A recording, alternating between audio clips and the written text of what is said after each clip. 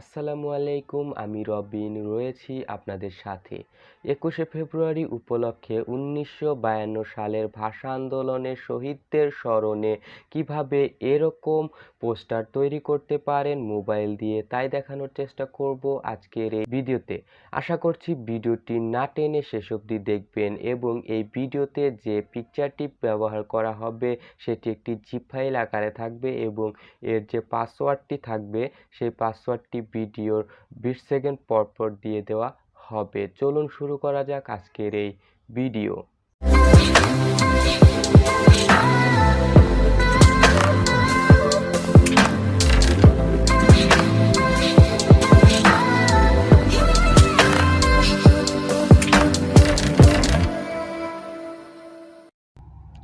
Welcome back my viewers. এর জন্য প্রয়োজন পড়বে পিক্সেল ল্যাব নামে একটি অ্যাপ্লিকেশন, যার লিঙ্ক ভিডিও ডিসক্রিপশন বক্সে প্রোভাইড করা রয়েছে। এখন আমরা পিক্সেল ল্যাবে ক্লিক করব। পিক্সেল ল্যাব অ্যাপ্লিকেশনটি ওপেন হওয়ার পর একটি ইন্টারফেস দেখতে পারবেন নিউ টেক্সট নামে। এটিকে আমরা ডিলিট করে দিব।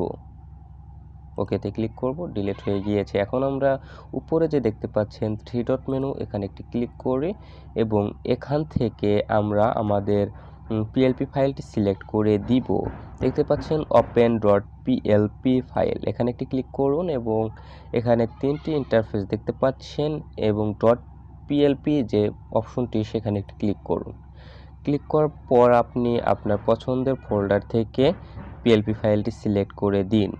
আমি আমার পিএলপি ফাইলটি সিলেক্ট করে দিচ্ছি এবং এই পিএলপি ফাইল যে আমি আপনাদের দিয়ে দিব এর যে পাসওয়ার্ড তা ভিডিওর মাঝে দেখতে পাচ্ছেন, আমি 20 সেকেন্ড পর পর দিয়ে দিচ্ছি। এখন ক্লিক করার পর ওপেন অনলিতে ক্লিক করবেন এবং ওকেতে ক্লিক করবেন। ওকেতে ক্লিক করার পর এখান থেকে আপনি বেরিয়ে আসবেন। হ্যাঁ, দেখতে পাচ্ছেন এটি কিন্তু আমাদের আর কি সেট হয়ে গিয়েছে। এবার আপনি আপনার পছন্দের পিকচারটি অ্যাড করে নিন। এবার আমরা প্লাস আইকনে ক্লিক করব। প্লাস আইকন থেকে ফ্রম গ্যালারিতে ক্লিক করব এবং এখান থেকে আমি আমার পছন্দের ফটোটি সিলেক্ট করে দিব। এটি কিন্তু আপনার ব্যাকগ্রাউন্ড রিমুভ আর কি ফটো থাকতে হবে এবং এই ব্যাকগ্রাউন্ড কীভাবে রিমুভ করবেন এ নিয়ে আমার চ্যানেলে একটি ভিডিও রয়েছে, উপর আই বাটনে ক্লিক করে ভিডিওটি দেখে আসতে পারেন। এটি আপনি রিসাইজ করে সুন্দরভাবে বসিয়ে দিবেন। বসানো হয়ে গেলে আমি মোটামুটি বসিয়ে দিলাম, আপনি আরও ভালোভাবে বসিয়ে দিবেন। বসানো হয়ে গেলে এই কোনায় যে অপশনটি, এখানে একটি ক্লিক করবেন। ক্লিক করে আমাদের যে ফটোটি একদম উপরে আছে এটিকে আমরা টেনে আর কি একটু নিচে নিয়ে আসবো।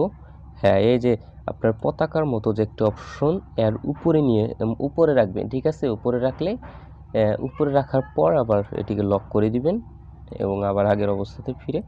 দেখতেই পাচ্ছেন এটি কিন্তু আপনার সেট হয়ে গিয়েছে। এবার এখানে আপনার নাম অথবা পদবি লিখতে পারেন। এবার আমরা আবারও প্লাস আইকনে ক্লিক করে টেক্সটে ক্লিক করব। টেক্সটে ক্লিক করার পর এটি আমরা আমাদের প্রয়োজন অনুসারে বসিয়ে নিব। তার আগে আমরা এখানে কি লিখব সেটি লিখে নিয়ে আমি আমার নামটি লিখে নিব।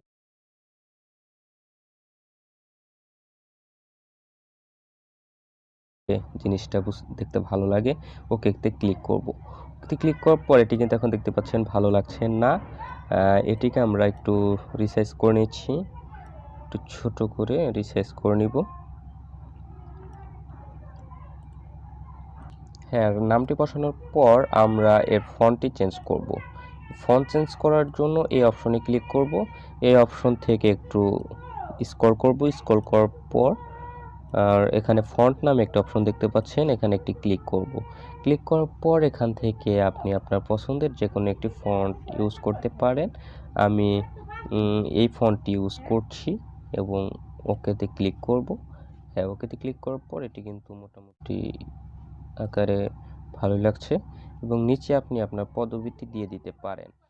এবার এটিকে সেভ করবেন কিভাবে? এটিকে সেভ করার জন্য এই যে দেখতে পাচ্ছেন সেভ অপশন, এখানে একটি ক্লিক করুন। এখান থেকে সেভ অ্যাজ ইমেজে ক্লিক করুন। ইমেজে ক্লিক করার পর এটি এখানে আপনি দুইভাবে করতে পারবেন, সেভ করতে পারবেন, জেপিজি এবং পিএনজি। যেহেতু আমরা এটি পোস্টার তৈরি করছি, এটি জেপিজি থাক এবং এখানে কাস্টমাইজ থেকে আলট্রাতে ক্লিক করব যাতে রেজুলেশনটা ভালো থাকে এবং সেভ টু গ্যালারিতে ক্লিক করে দিব। হ্যাঁ, দেখতে পাচ্ছেন এটি কিন্তু মোটামুটি আমার কাছে ভালোই লাগছে। আপনি আরও ভালোভাবে এটি কিন্তু ইউজ করতে পারবেন।